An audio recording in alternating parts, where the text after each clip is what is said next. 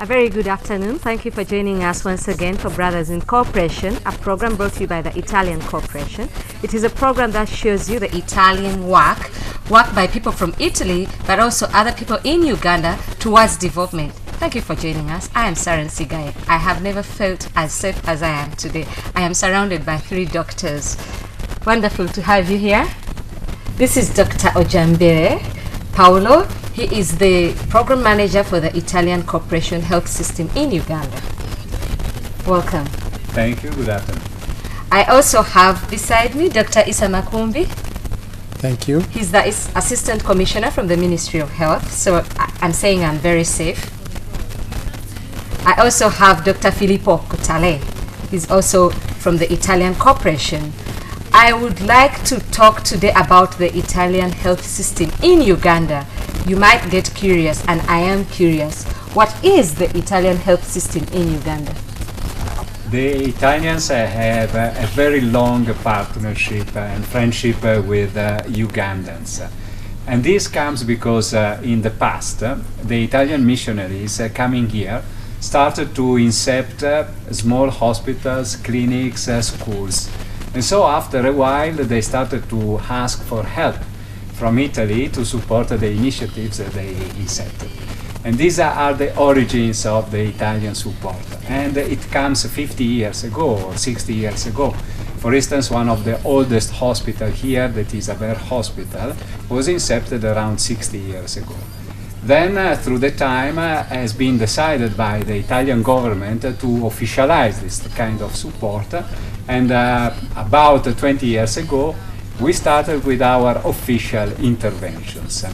And because health and education are for us Italians 2 of the most important elements for providing development in the world and in the society, we started to support these 2 sectors. And for health, we had a special kind of attitude.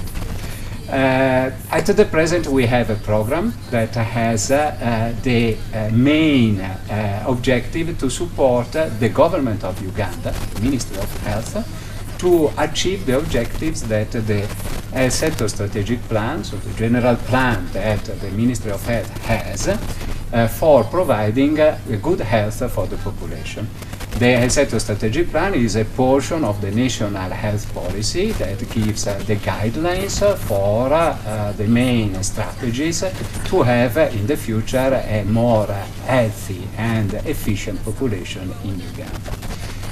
How do we do it? We do through some different ways. One is a direct support centrally to the Ministry of Health, specifically in the sector of the partnership of the private and the public sector in health. And for that we have Dr. Filippo Curtale, that is an expert to provide this advice and this support to develop the policy and the strategy on that area. Then aside, we have even interventions that are in specific areas of the country, that are the northern part of the country, in this moment Acholi and Karamoja regions. And the reason is that by tradition we are there because missionaries actually had their infrastructures there. And we provide support to the districts of the 2 regions through technical advisors in the district director offices, and even through direct support with drugs, infrastructures, or providing equipment, or whatever is needed. Then specifically in Karamoja, within this framework, we support particular activities that is named outreach activities, where vehicles in the health sub-districts moves every single day, reaching the population that is too far from the health center, providing the service that are supposed to be given by the health structures. In this way, we have a much wider coverage of the population, and the population can have the services even if they stay very, very far from the health centers. Another aspect that the Italian cooperation did and has been done and is doing is the support for the education. Recently, we have strongly supported the faculty, the University of Gulu, to incept the Faculty of Medicine. We built the new campus in Gulu, We gave support in technicalities and equipment to the 2 hospitals that are hosting the doctors or almost doctors for their training. It is an extremely nice experience because every single year roughly 50 new doctors are delivered by this university. Is that so? Yes. Impressive.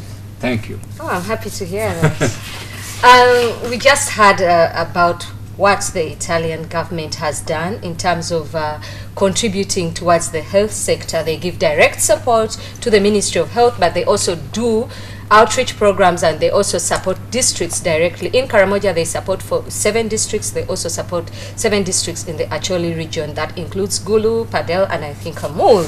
I would like to hear more from Dr. Makumbi. In as far as this relationship is concerned, it looks like all work has been done for you. They've contributed to the education system in terms of policy. They also go to the areas which have been marginalized. How does this happen? What are the terms? What do you give back? Thank you very much. The Italian cooperation is a very, very critical partner in especially in the health sector. They have been in this country for more than 20 years, working together with the government.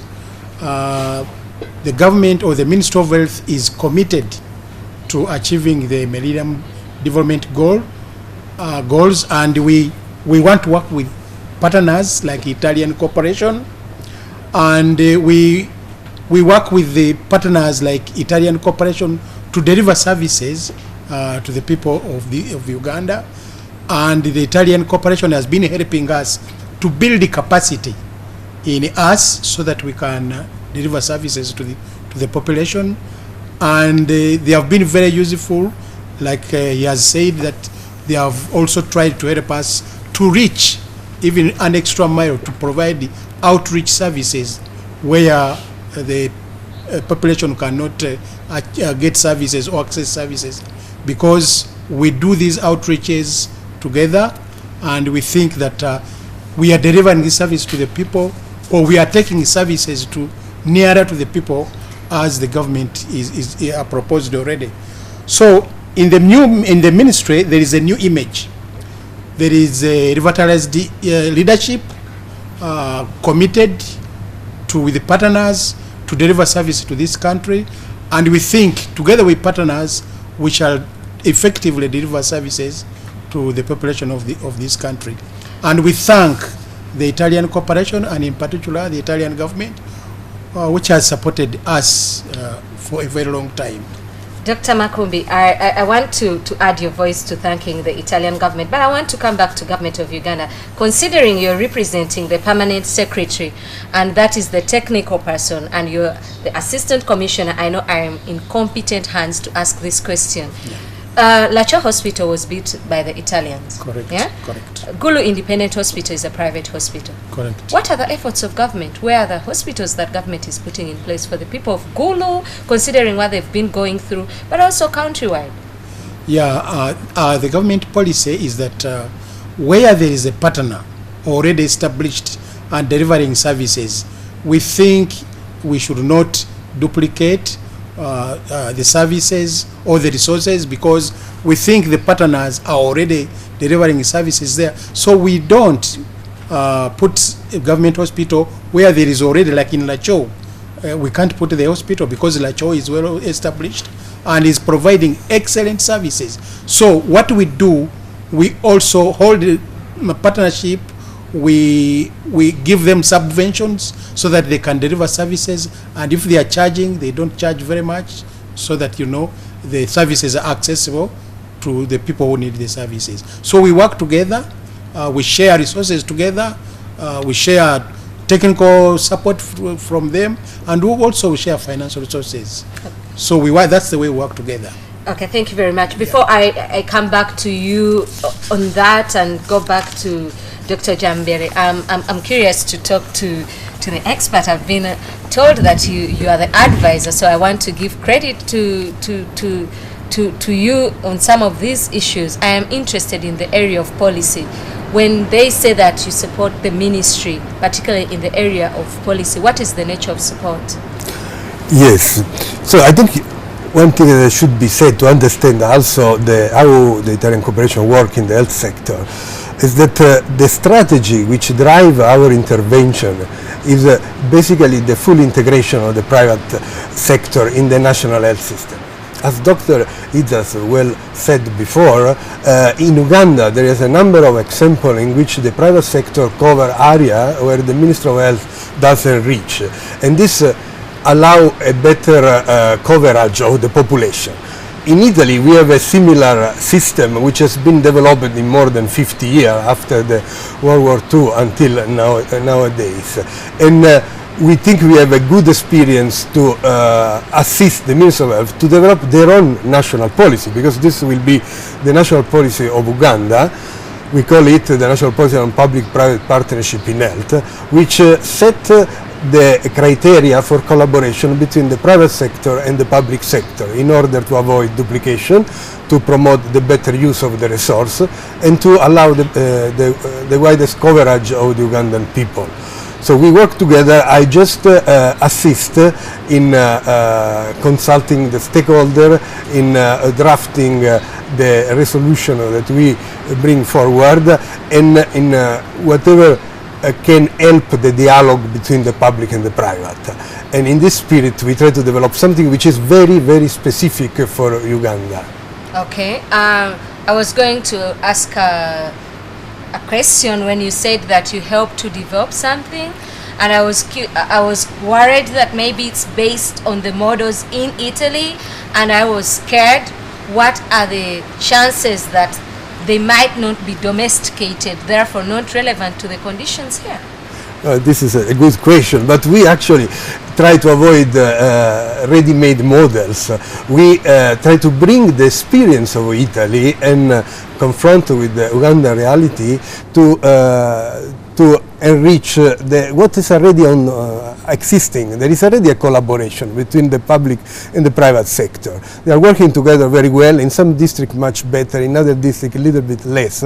We just try to help in institutionalizing this collaboration in order that this will last in the year and will develop in the year coming. But for sure we are not proposing a model. We don't have a solution, because of course the model that we utilize in Italy may not be adequate here in Uganda. We just assist in this consultative effort to develop a policy for Uganda. Okay, is it still at a level where it is being in a draft as a policy, or is it at a level where it is already starting to be implemented, or there are some of the mechanisms that are being adapted in as far as the model of the private and public partnership is concerned? No, let's say there is a general consensus on a final draft which has been endorsed by the Minister of Health and has been submitted a few months ago to the Cabinet, which received it and is waiting for the first available date to discuss. The Cabinet may ask some modification or may endorse as it is, but the consensus on how this collaboration has to be run is already gathered. Dr. Makumbi, Yes, please. what has been your input in this policy that has been supported by the Italian? I don't know if it's only the Italian corporation, but what has been your input? No, actually, this Italian cooperation is aligned to our health policy, and public-private partnership is one of the strategies we are using to deliver services, and therefore the Italian cooperation is well aligned with this, and we've been discussing this public-private partnership for health for quite some time, and I'm happy that the expert is here. Is going to help us finalize this policy so that we can also extend these services to the private sector, so that we can widen the scope of service delivery in this country. Dr. Makumbi, it has been wonderful. It's been a pleasure. I knew you. I met your name before, but it's wonderful to meet you in person. Thank you for coming and joining us for this program. Dr. Makumbi is not going to be with us, but he's left us with incompetent hands. Dr. Musila will be joining us. He's an officer from the Ministry of Health, a planning officer, and he will be giving us more information when we come back after the break. We'll also hear from Dr. Giambelli more and Dr. Curtale. Don't go away. We'll be back after the break.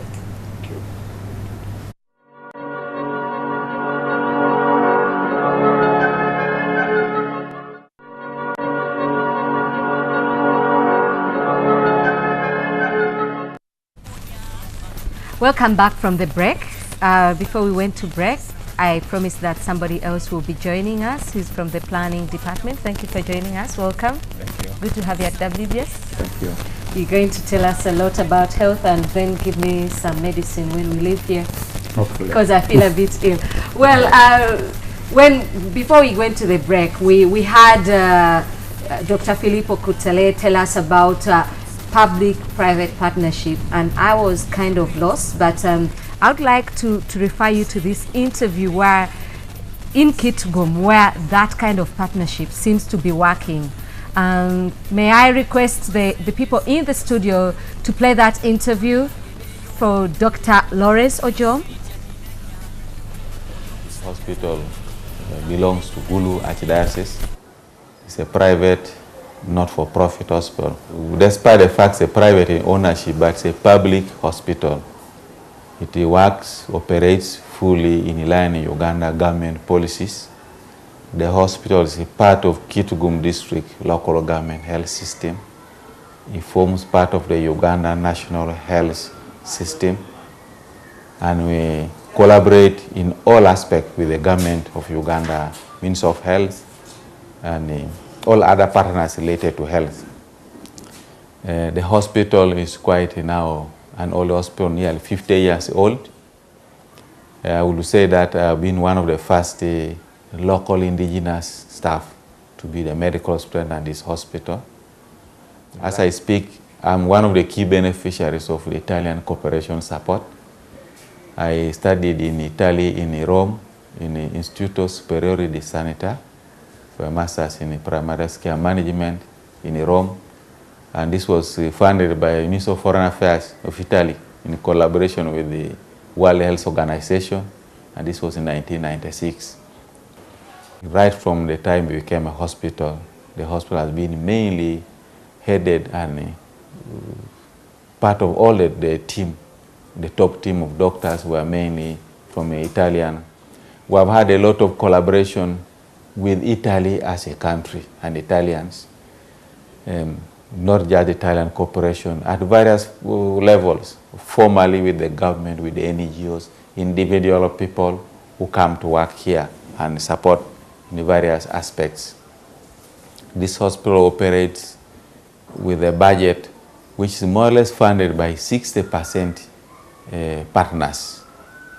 Government of Uganda provides nearly 20%, and locally generated fees from the patients, the community, covers nearly 20%.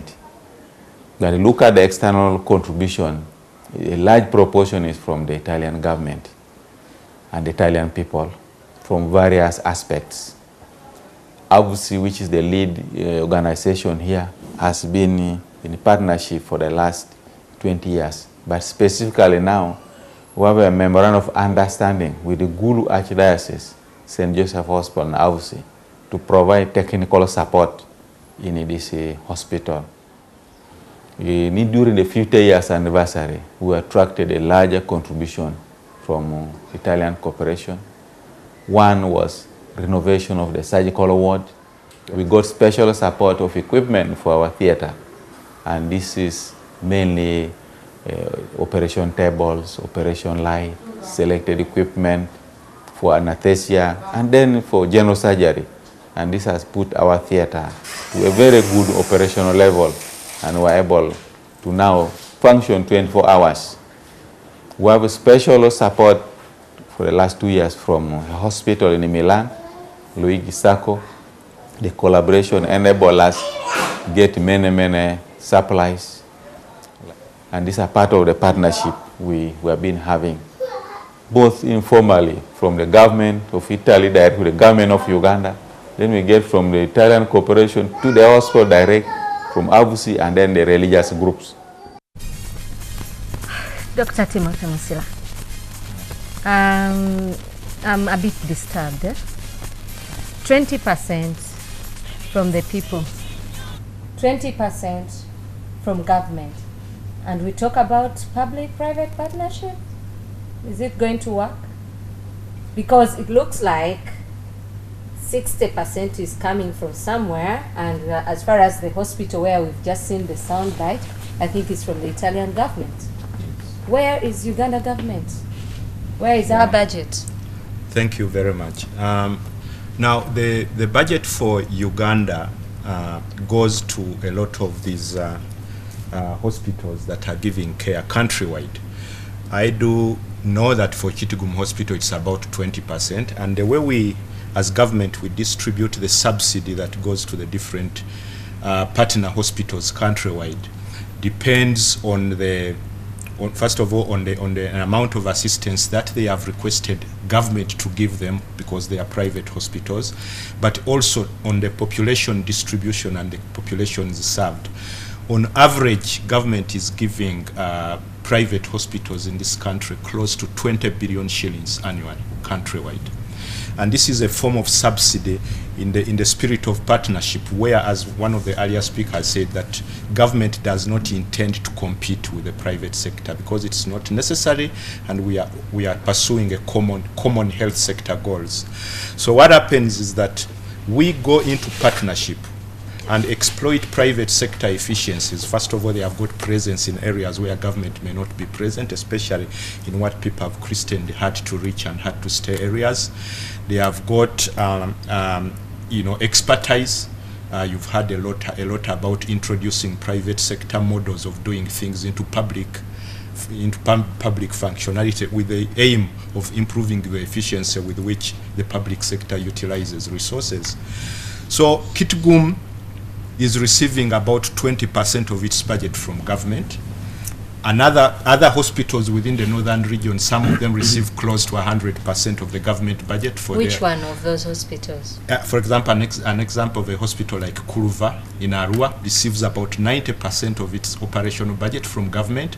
So in the pursuit of equity, where the resources are available, we try to redistribute the resources to go to those where people who cannot generate a resource from partners and from the users of health services in order to give basic health care. And so their government contributes more money. Okay. The Kuluva that you've just told me, a bit of gives some sense of hope, in a sense that maybe the private-public partnership might work. Tell me from the Ugandan perspective, in as far as government is looking at it, how are you looking at the public-private partnership, budget-wise? Because there's also this idea or tendency to adapt certain policies expecting aid.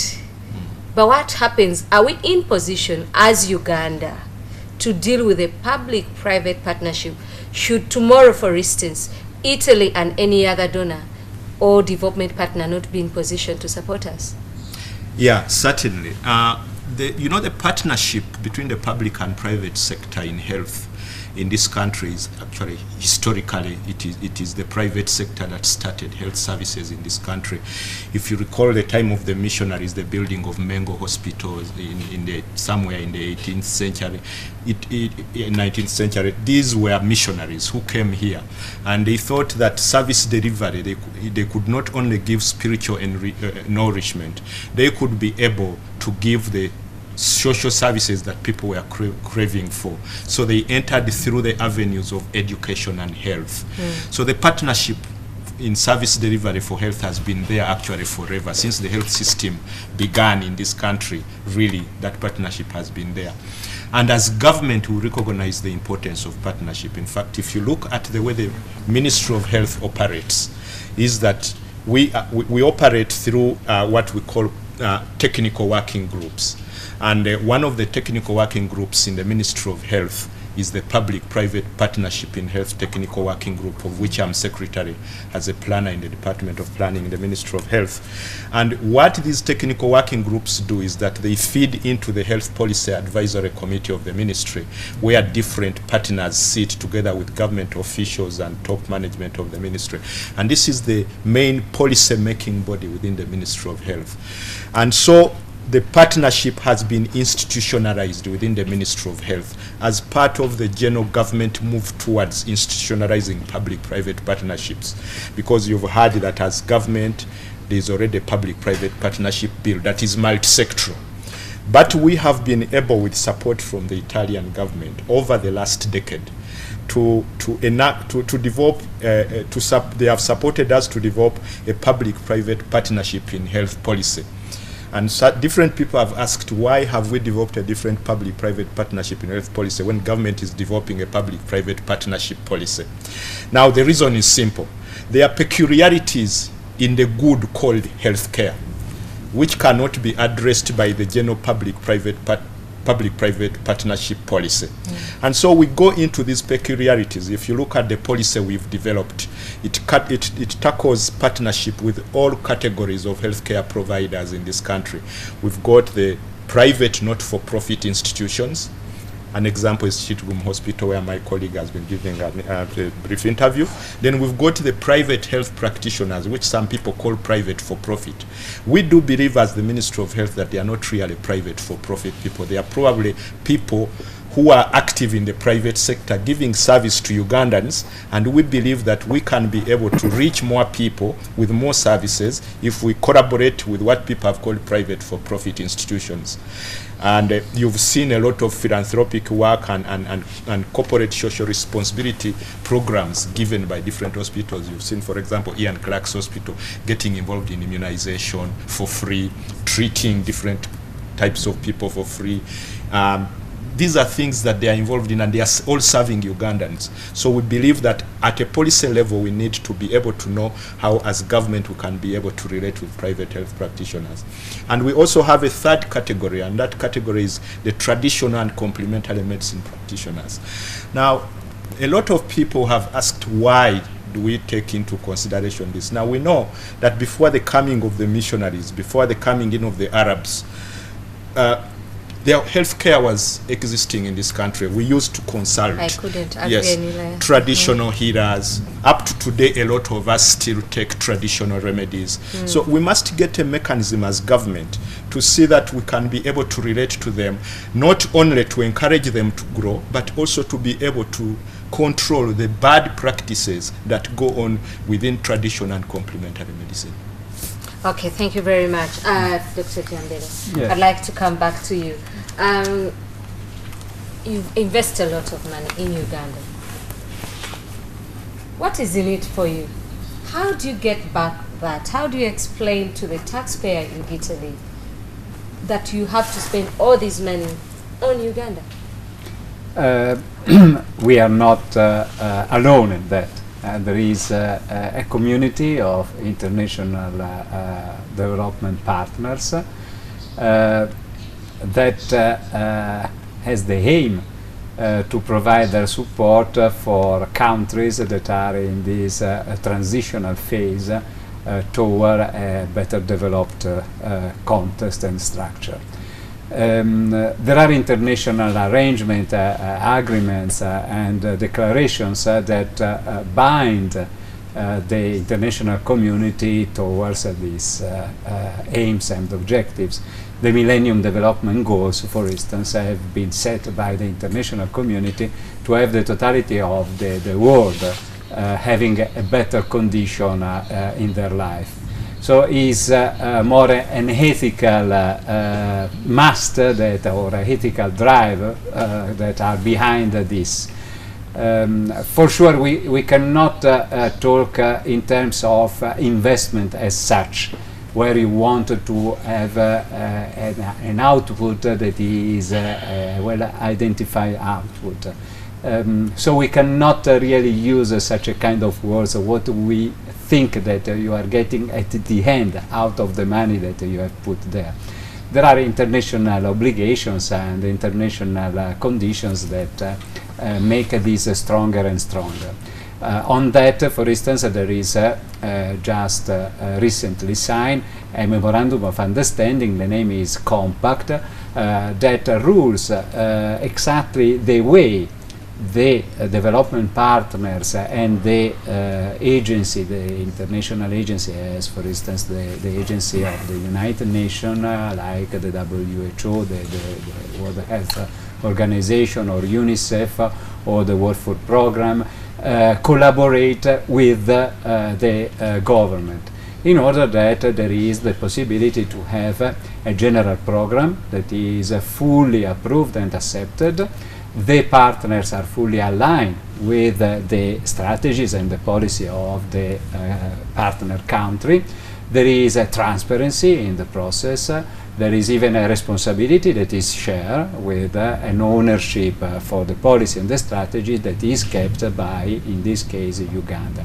So it is an arrangement that is much higher than what we are just saying now among us. Okay, because I'm also curious. I'm saying to myself, you've just talked about other partners, and I'm saying to myself, is it a question of marking territories and areas? Because if there are many other partners, then what explains? Because I see you so strongly in the health sector. You also talked about education, but I think you're so strongly in the health sector.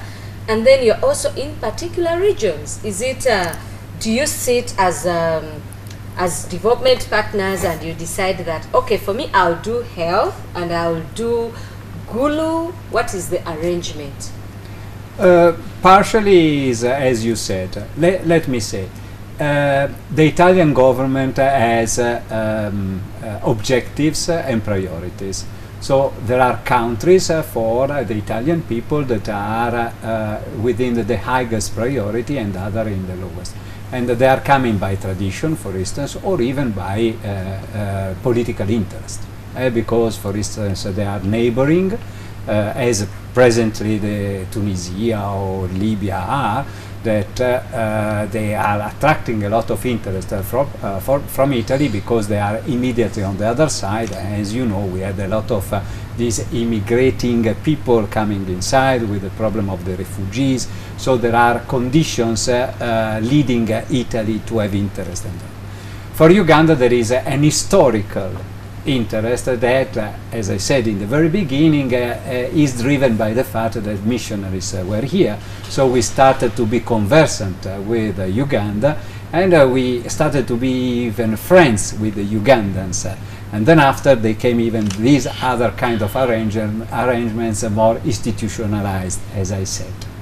Among us development partners, we try to select a sort of a division of labors is the name. So there is an interest or an add value that one of the countries can give more in one sector than in the others, and so is decided in harmony that, for instance, Italy is much more involved in education or specifically in health. Meanwhile, another country, let me say Japan, is much more involved in infrastructure. So we try to share our strengths in order to give a more even distribution of the resources. Does Italy have very many pharmaceutical industries? Yes, we have pharmaceutical industries, but I can tell you that, to my knowledge, none of them they have a deal or a big business here. So there is no economic interest in as far as supplying of drugs is concerned. No, let me say, at the end of the day, economy and financing are elements that are driving you and leading you. This is normal. Thank you. But in the way that if you have a country as Uganda more developed, you can for sure sell easier other goods. But this, I mean, is normal, but is not the main objective for the Italian cooperation to be here. Yeah, I think after all that I saw, or I've been seeing in this program, I think I'm a bit mean to focus so much on the economic interests.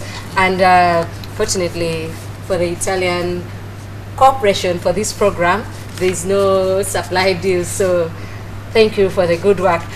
When we come back after the break, we will hear more from Dr. Curtale. I'd like to hear about the Ministry of Health and how they are dealing with some of the challenges that we've been hearing or reading about in the media. And I would like to know why Karamoja and Gulu. This and more after the break. Don't go away. We still have to come, and we expect some more phone calls from Amuru.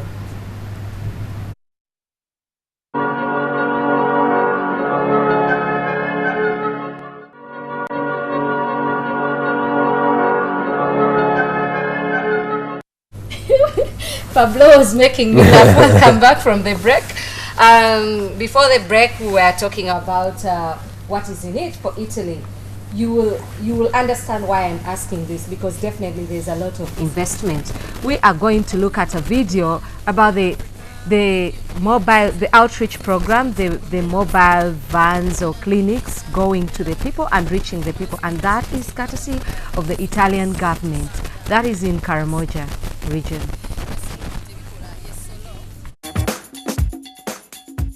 Here people move throughout the day without eating any food. They eat once a day, and that is late evening.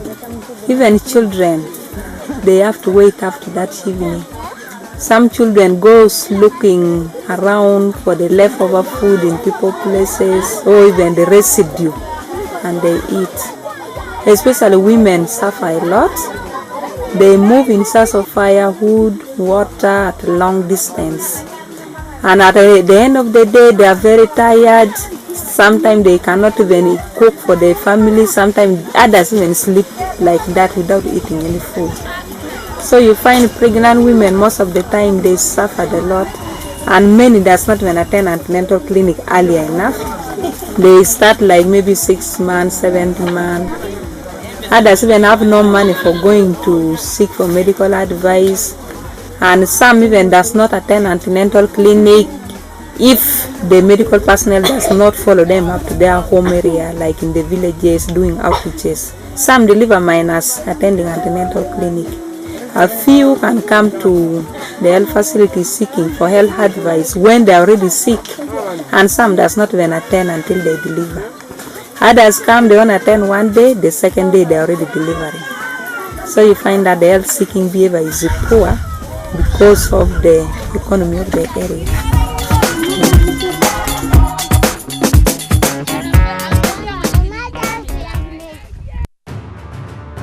He has too much problems in this area.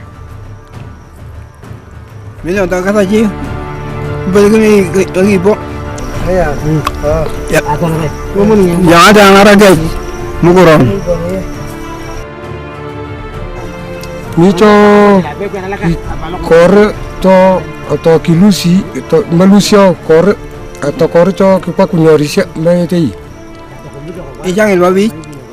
So today we have come to carry out antenatal care, testing HIV, and also supplying vitamin A, deworming, as well as screening for malnutrition. We are vaccinating, immunizing, giving TT to childbearing age from 15 to pregnant mothers, screening, then also following up the chronically ill patients within the area. So the situation here generally, the health facilities are a bit far. They walk a long distance in order to get these health facilities. That's why the Italian corporation and the district have considered it as an outreach area, so that the services will be brought nearer to them, and also to carry out the examination of the pregnant mothers, and they will be advised at least when they are about due to give labor, they go to the health units at least to stay from there, and they wait for delivery. It's not easy to convince these mothers to come and deliver in the health units because they are used to delivering at home, and also they say the distance to the health units is also another problem to them, and they add saying the insecurity for them here climbing from the top of the mountain on the process of them coming down to access the services, they might meet with the enemies. Today we have come also to show them some videos as well as health educating them.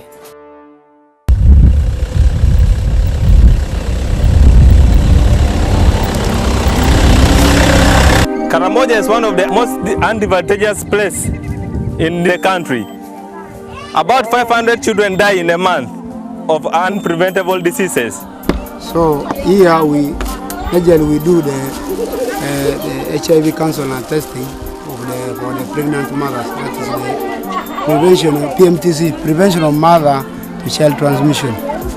Now, like nowadays, there are all women here already for PMTCT. So we are now not only palpating the women, but we are doing even with the scanning machine. Ngai kwa nikilo? Maria. Itei ako iko ako na. Ako iko ako nyen. Teyo. Ngina. So with the use of this scanning machine, these women will be very happy to continue with the antenatal, and they will be encouraged to come to deliver in the hospital. The problems which are always caused in the village are reduced.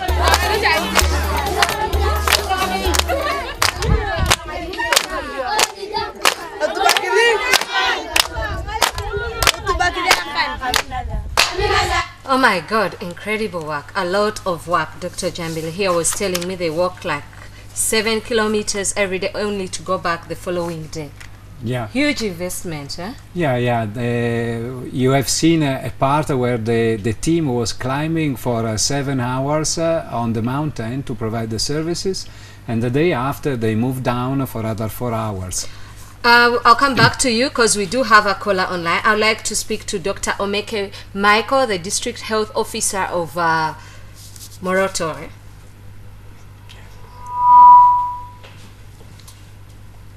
Dr. Omeke? Hello. Hello. Wonderful to speak to you. Thank you. How are you? How is Moroto? Moroto is fine. It's been rainy for the last 3 days. Oh, it's just rained in Kampala. Dr. Omeke, tough challenges reaching all those people. How do you manage? What is it like? How do you get people to start adapting the health-seeking behavior? Yes, it's a combination of reaching out to the people and having the team constantly and predictably reaching the communities without having to break an appointment with them. So then you have a predictable service that can be relied on by the communities, because it involves a lot of work for both the health workers and the communities also, sometimes moving very great distances to points where they can get the service. So it's about having a reliable and predictable service. How often is this done, the mobile clinics? Now we have programs for each month, depending on the number of outreaches a particular health unit has. So we go to each of those outreaches once in a month. Okay. Yes. So, but that means every day you are on the move, or are there breaks? Is there a pattern and a routine? Because Karamoja is also quite big. Yeah, every day we are on the move. Every day somebody is on the move. How much do you have in terms of human resource? We do, currently we're operating at a very low level. As Moroto, for example, we have about 48% of the people we need. How are you working? How are you working with the Italian government, the Italian corporation? How are they supporting in these approaches and initiatives? Yeah, the Italian program is helping us to reach to the people who are in the normal circumstances very difficult to reach, who would not have been able to access the health unit. People who are more than the traditional 5 kilometers from the health unit, but this stretches up to 50, 60, and sometimes 70 kilometers, or sometimes the distances may be short, but on very high and rough terrain, mountains and so forth. I can see. So, do you have an idea in terms of investment, how much that could be like, even on a daily basis? On a daily basis, if depending on the distances the staffs are going to move, if they are going to stay away from their health unit, if they are going to move to climb over mountains, then the kind of compensation for their time and effort varies. Yes. How is government input here, and how else are you supported? Yeah, government input is basically to try and make sure that the staff are in place, their salaries are paid, they are provided housing for some, not all of them have housing, and then the medicines are available. The government makes sure that the medicines are available and the vaccines. So then the Italian government comes in to support us with majorly transport and equipment like vehicles, equipment like video equipment for educating the communities. You are very well aware that the literacy levels in Karamoja are low, so you need the appropriate kind of information packages given to them on video. And then also, as I mentioned earlier, some compensation to the health workers who really put in an extra effort. Interesting. I saw scanners. How does one manage with the scanners and blood tests in dusty Karamoja sometimes? Yes, it involves a lot of effort to try and protect this equipment, provision of protective materials for all this equipment. Like when we are going to the outreaches, then we have to have tents and couplings to make sure this equipment is safe. And of course, also in the bigger health units like the hospitals, then we have a little bit more support for people who are referred there by the Italian government. Dr. Omeke, to you and to all those people who have to move all those miles every day, go that rough terrain, meet people and give them treatment, big up, well done. You're doing a great job. You're saving Ugandans and you're doing us proud. It's been wonderful to talk to you, and keep up the good work. I want to come back to Dr. Kutele before I come back to you. In your opinion, don't you think that when you are recommending and sitting with the partners and also to government, that it might be better to bring these services permanently in these localities? Yeah, of course, these things are done to experiment a different way to deliver health service, which can be more effective. Actually, the contribution of the Italian government, like Dr. Mike said very well, is only a minimal part, because the government pay the salary of the staff, pay the medicine, the vaccine, and a number of other items, while the Italian corporation come on to support only the transport. Dr. Kutale, a liter of fuel is 3,900. 1 liter. Yeah, this is a problem for all the country, not only from. So if you have to go to all those areas, facilitate all those people, I think I appreciate the modesty, but I think you're doing a great job, honestly. Yeah. But I'm happy to hear what you have the to objective is that this kind of intervention will be institutionalized. Of course, in this moment, maybe not, but after some years, if it's effective, I mean, we have demonstrated that the number of people which before, especially women and children, before were not reached by the national health system, now are covered. And so the system works. We will start discussing how to make this sustainable in the next year. Dr. Kutele, I'm going to come back to you, but I do have another caller. I think I have someone from Amuru. Is this a call from Amuru? Yes, please. Oh, perfect timing. I was thinking of talking to you, just the person I wanted to talk to. How is Amuru? Amuru is okay. How are the patients and the health generally in Amuru? How is the health environment? The environment is peaceful. We are trying to deliver the health service in the district to the best of our ability. Well done. Thank you. What are the challenges right now? What are the challenges Amuru is facing in as far as health is concerned?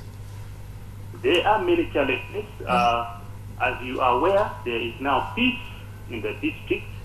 Many people have moved away from their settlements into their homes. And this makes delivery of health services a little bit more difficult because of distance. The roads are also sometimes impassable because of the heavy rain. We lack adequate trained health personnel. And in some of the areas they are moved into, some of those health facilities are not yet functional. So how are you managing? How are you managing? How are you dealing with the challenge of meeting people in their localities?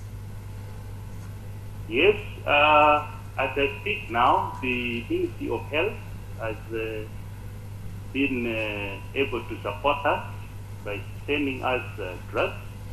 We have also recruited some health workers, although they are not yet enough. We also continue to receive equipment and drugs from the national medical stores. And we continue to build the capacity of our available health workers so that they can render better services. Oh, I'm curious to know how you work with the Italian corporation, briefly. Yes, the Italian corporation supports the district in several ways. They helped us in construction, that is infrastructure. They built some health facilities and rehabilitated others. They also have been providing us medicine under the integrated health project, especially medicine for mental health. They also have been training our health workers in mental health and other areas to improve their capacity to render services. They have also given one motorcycle to the mental health focal person to improve transport. And also they gave us some equipment. Microscopes were bought and they're being sent to.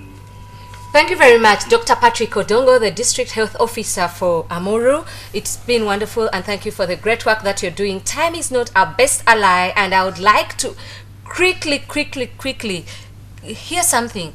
What do you think of Uganda and the health sector? What is the future of the Ugandan health sector? How we are dealing with it? How do you see us in the next, say, 10 years? Your view? Yeah, I think there is still a long way to go, but it's encouraging to see that there is in this recent month definitive change in leadership, and I think this is the most important, to have a leader which can show the direction, and then the road is there. To go around will not help, but to have a clear idea in which direction the Minister of Health is going, that will surely help and give us a chance to be optimistic, and this is the case at the moment. Quickly to you, we're in like 30 seconds, with the reports of corruption looming the Ministry of Health, how confident should we know that we are handled health-wise? Are we safe? Well, I think the health sector in this country is on the right track. There's a new direction in the Ministry of Health. Top management in the Ministry of Health has been changed, hopefully for the better. The different policy reforms that government has taken up have improved the way services delivered. For example, the policy of centralizing procurement and distribution of drugs via national medical stores has helped us to actually stop the excessive leakage of pharmaceuticals, which is good. And efficiencies within the health sector now in the use of resources is improving. And I think that with the oversight that is being provided by different bodies in government, I think the health sector is in the right hands. We'll be happy to have you. Well, quickly, a quick one. How do you sum up the health sector in Uganda and the Italian health program? But the Italian health program we hope could last to support the Uganda government for the future. As has been said, we are in a very crucial moment with a fantastic and enthusiastic new management, and the ministry is really spearheading and steering this process. We do strongly believe with that through a good partnership between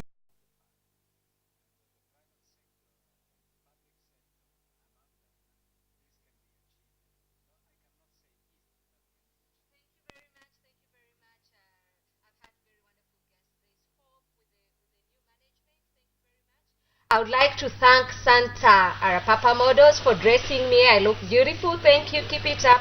I would like to thank all the technical team. I would like to thank my producer, Lillian, my makeup artist, and everybody, and the wonderful guests that I have had. It's been a fantastic show, a fantastic program, and a fantastic audience. Have a lovely evening, a lovely what's left of the weekend, and do stay tuned to WBS Television.